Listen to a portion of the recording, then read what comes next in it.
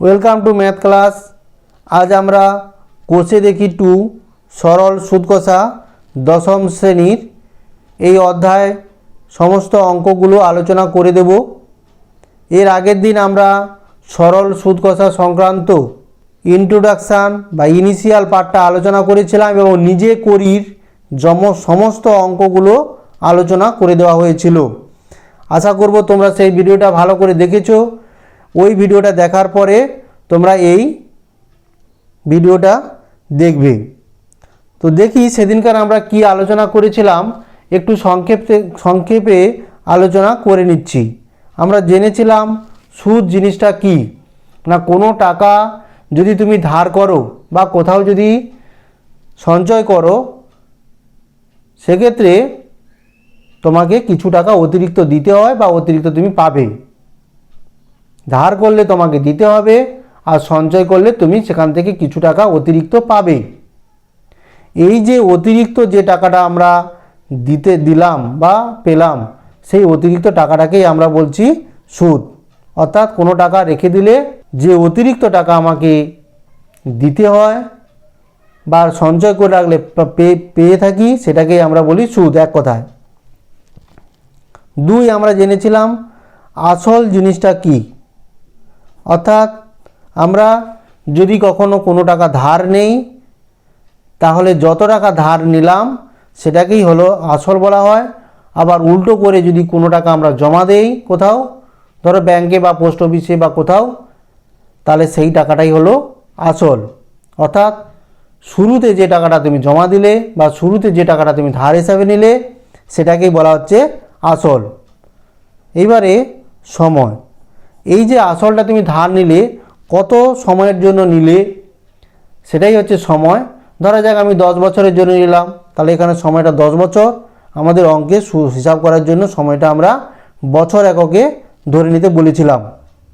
Clear?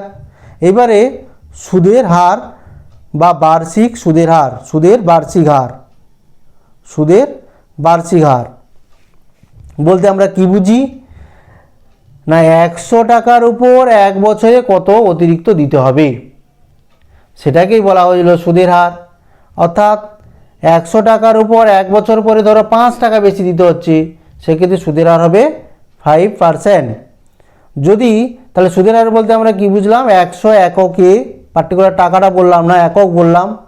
100 এককে 1 বছর পরে কত একক দিতে হবে অতিরিক্ত, সেটাকেই বলা হবে বার্ষিক সুদের হার। এবারে তুমি যদি টাকা সঞ্চয় রেখে দাও, তাহলে সেক্ষেত্রে তুমি পাবে, আর যদি ধার নাও তাহলে তোমাকে দিতে হবে। ক্লিয়ার? তাহলে সুদের হার বলতে বুঝলাম 100 এককে কত একক বেশি বা কত একক বেশি দিতে হচ্ছে বা তুমি পাবে, এটাই হলো ব্যাপার। এইবারে আর একটা শব্দ এসেছিল সুদাসল বা সুদাসল, সুদাসল বা সুদ আসল বা স্ববৃদ্ধিমূল। অর্থাৎ সুদ আর আসল মিলে অর্জিত মোট সুদ আর আসল মিলে যেটা হয়, সেটাকেই আমরা বলছিলাম সুদ আসল। এবার অধমর্ণ উত্তমর্ণ, যে টাকা ধার দিচ্ছে তাকে বলা হয় উত্তমর্ণ, আর যে টাকা নিচ্ছে তাকে বলা হয় অধমর্ণ। তাহলে উত্তমর্ণ আর অধমর্ণ, এই দুটো সব, যে টাকা ধার দিচ্ছে, ব্যাংকের কাছ থেকে তুমি টাকা নিলে, ব্যাংক হলো উত্তমর্ণ, আর তুমি নিচ্ছ সেই জন্য তুমি অধমর্ণ। তুমি যদি অন্য কাউকে ধার দাও, তাহলে তখন তুমি হয়ে যাবে উত্তমর্ণ, আর যে ধার নিল সে হবে তখন অধমর্ণ। এই বিষয়গুলো আমরা জেনেছিলাম। আর কি জেনেছিলাম, যে আসল, সময় আর সুদ, এই 3টে বিষয়ের মধ্যে সম্পর্ক আমরা জেনেছিলাম। যে আসল আর সময়ের মধ্যে ব্যস্ত সম্পর্ক হয় যখন সুদ অপরিবর্তিত থাকে, আর আসলের সঙ্গে সুদের সম্পর্ক হয় সরল যখন সময় স্থির থাকে, আর সময়ের সঙ্গে সুদের সম্পর্ক হয় সরল যখন আসল স্থির থাকে বা অপরিবর্তিত থাকে। ঠিক আছে? তাহলে পাশেরগুলো সরল সম্পর্ক, নিচেরগুলো হচ্ছে ব্যস্ত সম্পর্ক। এটা আমরা আগের দিন আলোচনা করেছিলাম। আর কি আলোচনা করেছিলাম, আসল আর সুদ আসলের মধ্যে সম্পর্ক। আসল আর সুদ আসলের মধ্যে কি সম্পর্ক? না আসল আর সুদ আসলের মধ্যে সরল সম্পর্ক হবে কখন? যদি সুদের হার, বার্ষিক সুদের হার, এখানে অবশ্যই বার্ষিক কথা থাকবে, বার্ষিক সুদের হার আর হচ্ছে গিয়ে সময়, এ দুটো যদি স্থির থাকে, বার্ষিক সুদের হার আর সময় যদি স্থির থাকে, তখনই আমরা বলতে পারি বার্ষিক সুদের হার সময় যদি স্থির থাকে, তখন আমরা বলতে পারি আসল আর সুদ আসল এদের মধ্যে সরল সম্পর্ক হয়। এই জিনিসগুলো আমরা জেনেছিলাম। ক্লিয়ার হলো বিষয়টা? এরপরে আমরা কোষে দেখি টু পেজ 46 পৃষ্ঠায়, কোষে দেখি 2 পেজ 46 পৃষ্ঠায় আমরা আলোচনা করব। একের দাগের অঙ্কটা দেখো, দুই বন্ধু একসঙ্গে মিলে একটি ছোট ব্যবসা চালানোর জন্য বার্ষিক 12% সরল সুদের হারে একটি ব্যাংক থেকে 15,000 টাকা ধার নিল। 4 বছর পরে ওই টাকার জন্য তাদের কত টাকা সুদ দিতে হবে হিসাব করে লিখতে বলা হচ্ছে। তাহলে এখানে দেখো সুদের হার 12% দেওয়া আছে, আসল 15,000 টাকা দেওয়া আছে, সময় 4 বছর, তাহলে সুদ বের করতে হবে। এবার দেখো আমরা সুদ বের করার জন্য একটা সূত্র শিখেছিলাম কি না, আসল, সুদের হার, আসল আর সময়, সুদের হার, আসল আর সময় তিনটা গুণ করে 100 দিয়ে ভাগ। এইটাই হচ্ছে সরল ব্যাপার, মানে এইটাই যে কোনো সুদের অঙ্কের ক্ষেত্রে খুব কাজে লাগে। ঠিক আছে, তাহলে সুদ কী হবে? তিনটা গুণ করে 1000 দিয়ে ভাগ করলে উত্তর হয়ে যাবে। আমরা প্রয়োগ 2তে এই ধরনের অঙ্ক দেখিয়েছিলাম আগের ভিডিওতে।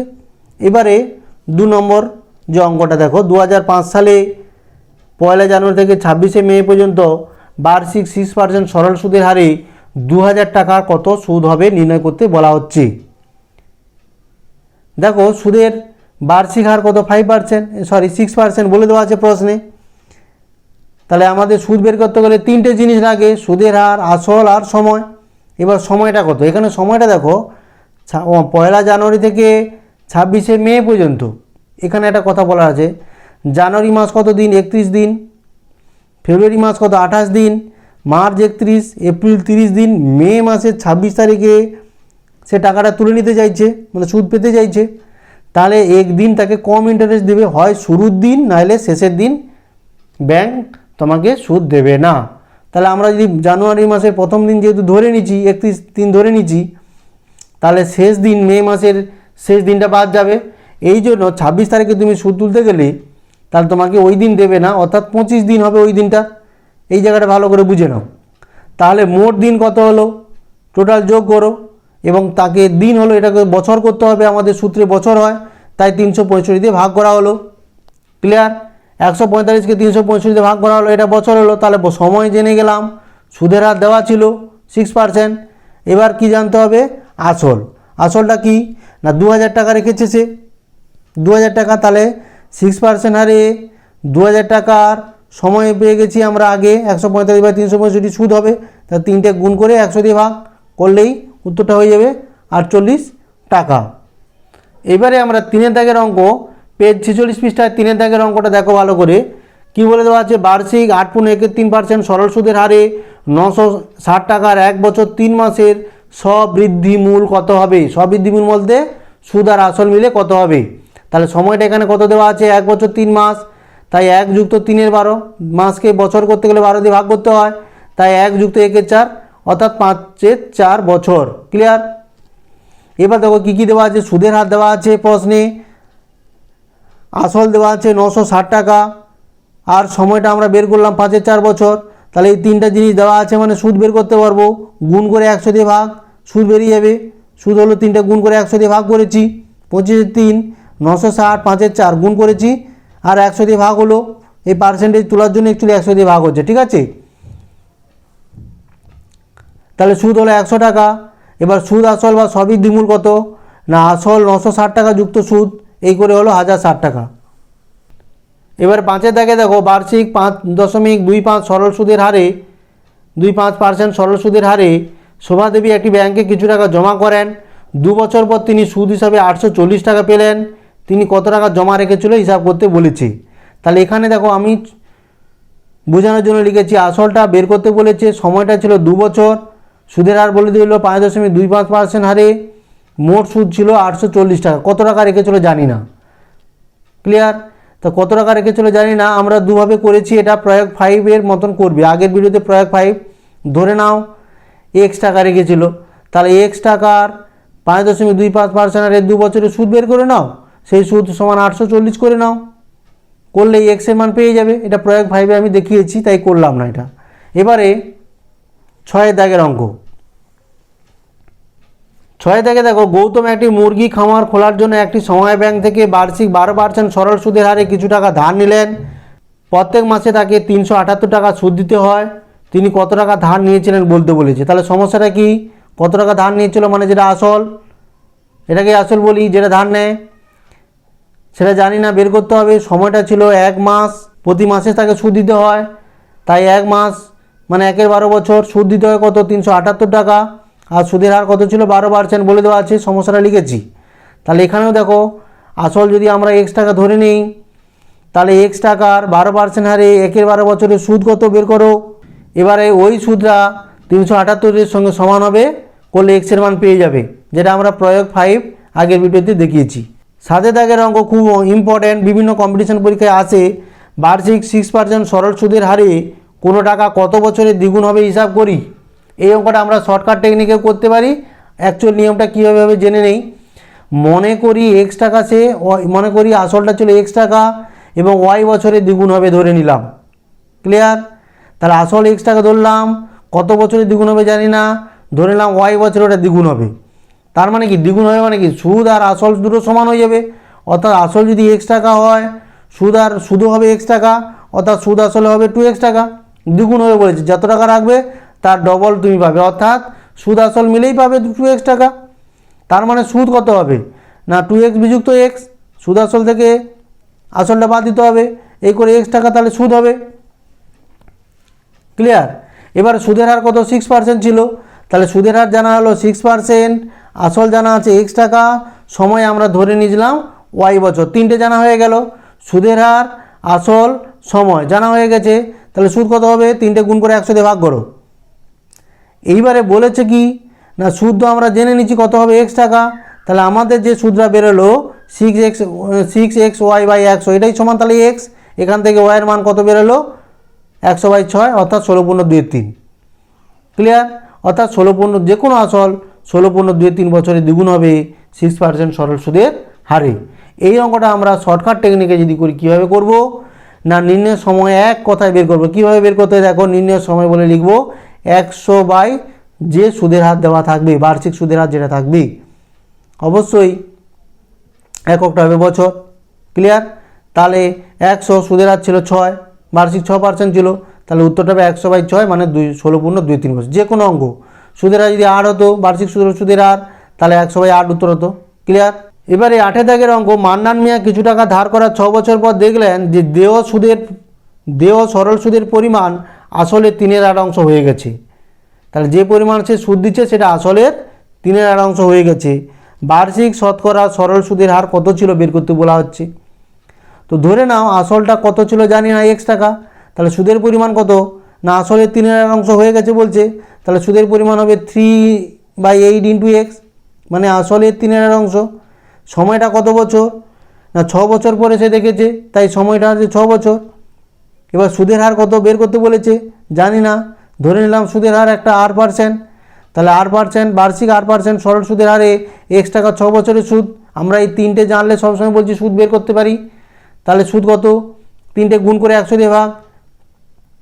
কিন্তু সুদ আমাদের কত হবে বলেছে না 3x/8, তাহলে আমাদের যে সুদটা বেরিয়েছে সেটা সমান 3x/8। এখান থেকে তুমি আর এর মান পেয়ে যাবে, তার আর এর মান হলো 6×1/4, অতএব সুদের হার হলো 6×1/4%। এবারে 9 থেকে দেখো, একটা কৃষি সমাজ সমিতি তার সদস্যদের বার্ষিক 4% সরল সুদের হারে কৃষি ঋণ দেয়, কিন্তু ব্যাংক থেকে টাকা ধার করলে বার্ষিক 7.4% হারে সরল সুদ দিতে হয়।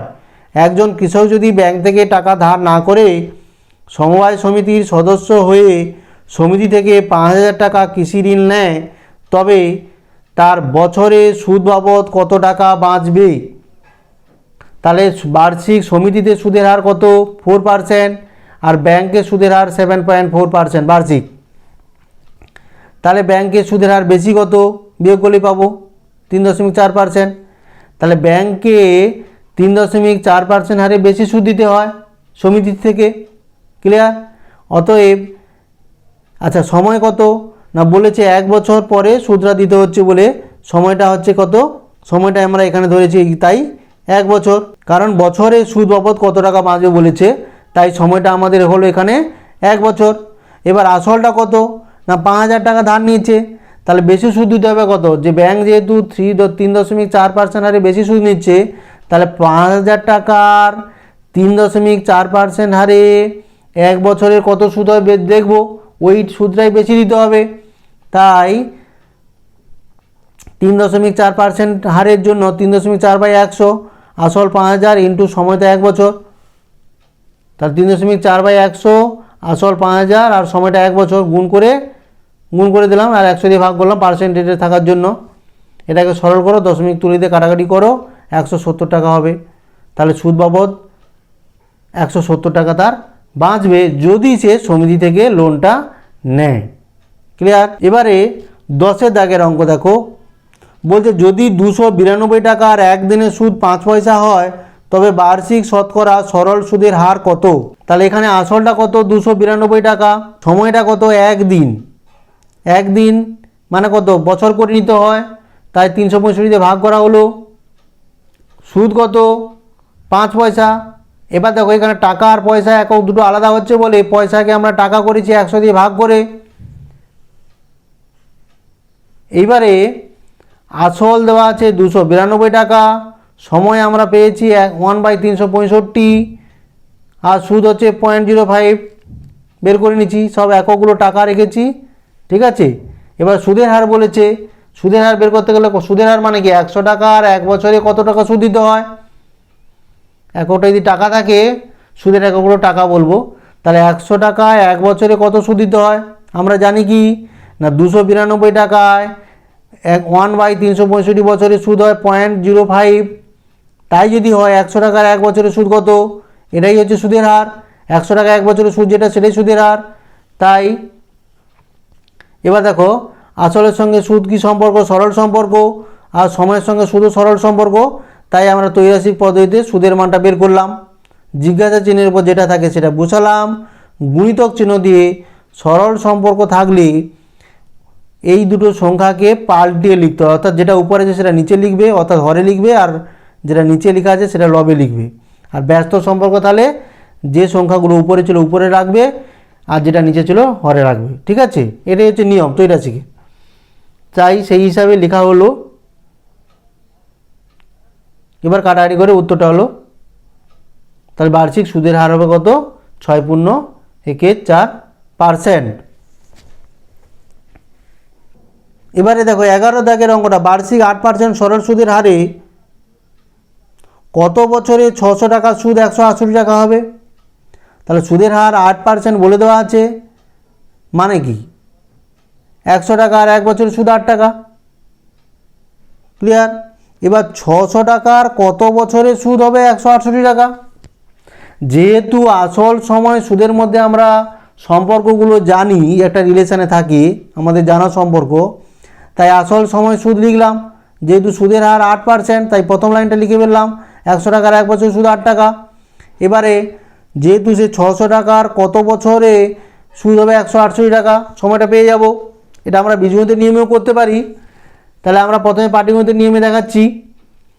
তাহলে জিজ্ঞাসার চিহ্ন সময়টা বের করতে হবে বলে সময়ের আগে জিজ্ঞাসা চিহ্ন। এবার কি সম্পর্ক না আসল আর সময় ব্যস্ত সম্পর্ক, সময় আর সুদ সরল সম্পর্ক, তাহলে নির্ণয় সরল সময় হবে কত না জিজ্ঞাসা চিহ্নের উপর যেটা আছে সেটা 1 আছে, 1 গুণিতক, এটা ব্যস্ত সম্পর্ক আছে বলে 100 আর 600 নিচে ছিল 100 উপরে ছিল, যেমন আছে তেমন থাকবে, অর্থাৎ উপরে 100 নিচে 600।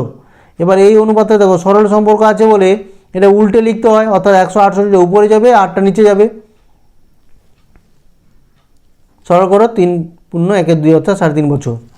এই অঙ্কটা আমরা বীজগণিতের নিয়মেও করতে পারি বা অন্যান্য অঙ্কগুলোর মতন বীজগণিতের নিয়মে করতে পারি। তাহলে এখানে সময় বের করতে হবে, অর্থাৎ সময়টা ধরে নিলাম x বছর, তাহলে 600 টাকা আমরা x বছর সময় ধরলাম, মানে কি 600 টাকা 8% সুদের হারে এক্স বছরে নাকি সুদ হবে 168 টাকা। ঠিক আছে, সময়টা ধরে নিলাম এক্স বছর। তাহলে আসল দেওয়া ছিল 600 টাকা, সময়টা আমরা ধরে নিলাম এক্স বছর, আর সুদের হার নাকি 8%, তো বলে দেওয়া আছে। তাহলে এই তিনটের গুণ করলে 100 দিয়ে ভাগ করলে সুদ হবে, কিন্তু সুদ তো বলে দেওয়া আছে প্রশ্নে 168 টাকা, তাই আমাদের সুদ আর সমান 168 টাকা সমান হবে, এখান থেকে এক্সের মান পেয়ে যাবে, সহজ। তো বীজগণিতের নিয়মটা যদি ভালো লাগে বীজগণিতের নিয়মটাই তোমরা করবে। এরপরে 12 দাগের অঙ্ক, বার্ষিক 10% সরল সুদের হারে 800 টাকা ব্যাংকে জমা দিয়ে সুদে আসলে 1200 টাকা পেতে 1200 টাকা ফেরত পাচ্ছে। তাহলে কি হলো, 10% সরল সুদের হারে 800 টাকা ব্যাংকে জমা দিয়ে সুদ আসলে সে 1200 টাকা ফেরত পাচ্ছে, তবে ওই টাকা কত সময়ের জন্য ব্যাংকে জমা রেখেছিল বলতে হবে। কত সময়ের জন্য জমা রেখেছিল জানি না, ধরলাম এক্স বছরের জন্য জমা রেখেছিল, তাহলে আসল ছিল 800 টাকা, ব্যাংক সুদ দিচ্ছে 10%, ধরে নিলাম সে এক্স বছর টাকা রেখে সে সুদ আসল মিলে 1200 টাকা পেয়েছে। এবার দেখো 800 টাকা তো তার আসল ছিল, সুদ আসল হিসেবে পেয়েছে 1200 টাকা, তাহলে সে অতিরিক্ত কত পেয়েছে, 1200 বিজিত 800, এই করে হচ্ছে 400, এটাই হলো সুদ। তার মানে এবার দেখো 10% সরল সুদের হারে 10% সরল সুদের হারে 800 টাকার এক বছরের সুদ কত হয় না, এই তিনটা গুণ করে 100 দিয়ে ভাগ, সুদ বের করার ওই তিনটে গুণ করে 100 দিয়ে ভাগ, এইভাবেই তো সুদ বের করি আমরা খুব সহজে। তাহলে সুদ সমান কত হবে না, 10%-এর জন্য 10/100, 800 টাকা আসল আর সময় ছিল এক্স, এটাই সুদ। কিন্তু বলেছে সুদ কত, ঘুরিয়ে বলেছে সুদ হচ্ছে 400 টাকা, আমরা হিসাব করে নিচ্ছি আগে থেকে, তাই এটাই সমান 400, এক্স সমান হলো 5, অতএব নির্ণয় সময় হলো 5 বছর। ক্লিয়ার?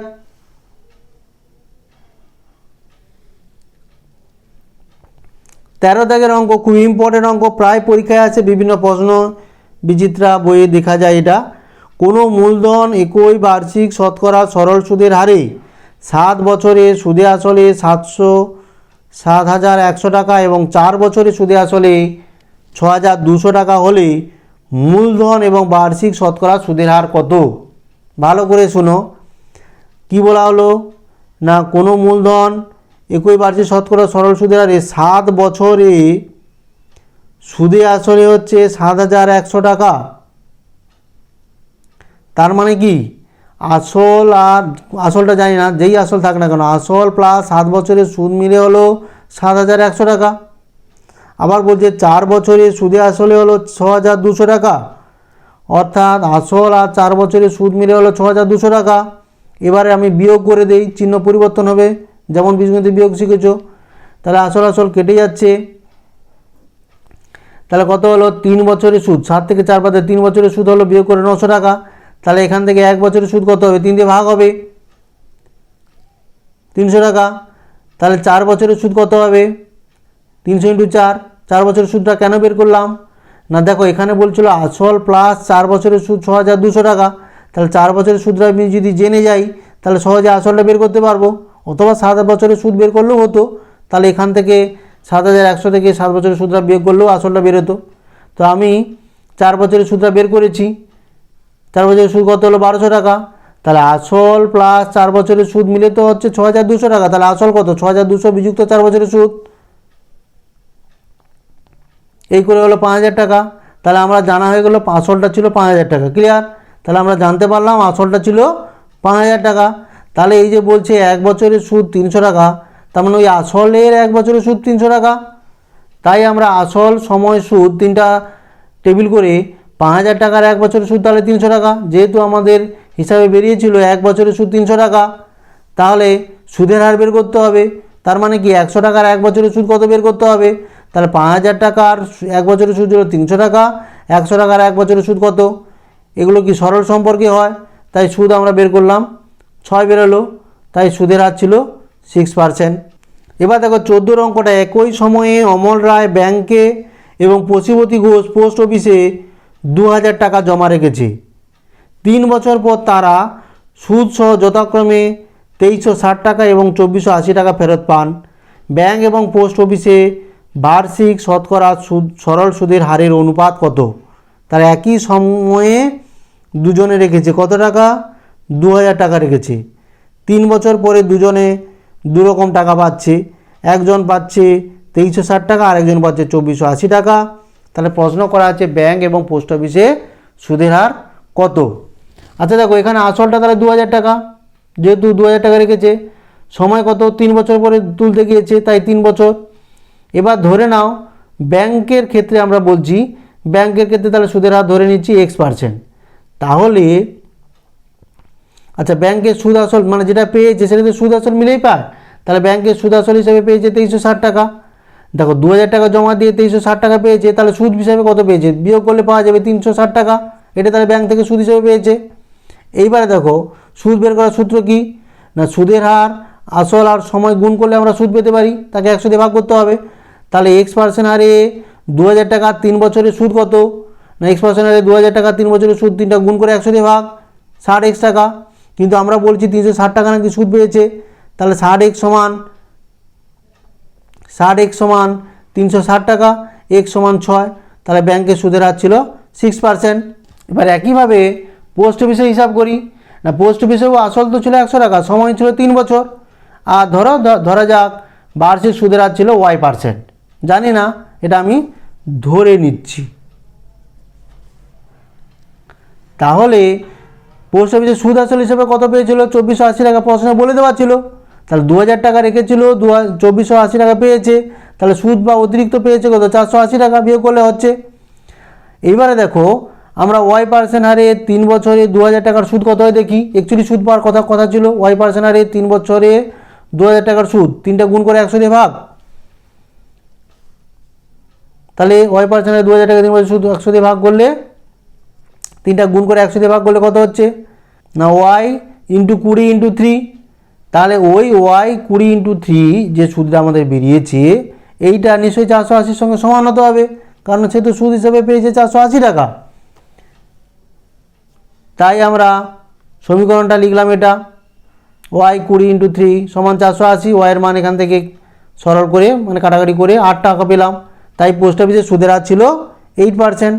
তাহলে ব্যাংকে সুদের হার ছিল 6%, পোস্ট অফিসের সুদের হার ছিল 8%। তাহলে অনুপাত হলো 6:8, অর্থাৎ 3:4। এবারে 16 দাগে দেখো, আসলাম চাচা কর্মক্ষেত্র থেকে অবসর নেওয়ার সময় 1 লাখ টাকা পেল, ওই টাকার কিছুটা ব্যাংকে, বাকিটা পোস্ট অফিসে জমা রাখছে। প্রতি বছর সুদ বাবদ 5400 টাকা পাবে। ব্যাংকের এবং পোস্ট অফিসে বার্ষিক সরল সুদের হার ছিল, ব্যাংকে ছিল 5%, পোস্ট অফিসে ছিল 6%। তবে তিনি কোথায় কত টাকা জমা রেখেছিল বলতে বলা হচ্ছে। আমি জানি না কোথায় কত রেখেছিল, তাই ধরে নিলাম ব্যাংকে রেখেছিল X টাকা, তাহলে পোস্ট অফিসে অবশিষ্ট টাকা রেখেছিল, অবশিষ্ট কত, 1 লাখ বিযুক্ত X। এবার ব্যাংকের ক্ষেত্রে হিসাব করি, ব্যাংকের আসল X টাকা, সময় কত না 1 বছর পরে তো সুদ পেতে হবে তাকে, তাই সময় হচ্ছে 1 বছর। বার্ষিক সুদের হার কত না, ব্যাংকের সুদের হার 5%, তবে আমরা সুদ বের করতে পারবো 3টা গুণ করে 100 দিয়ে ভাগ করে।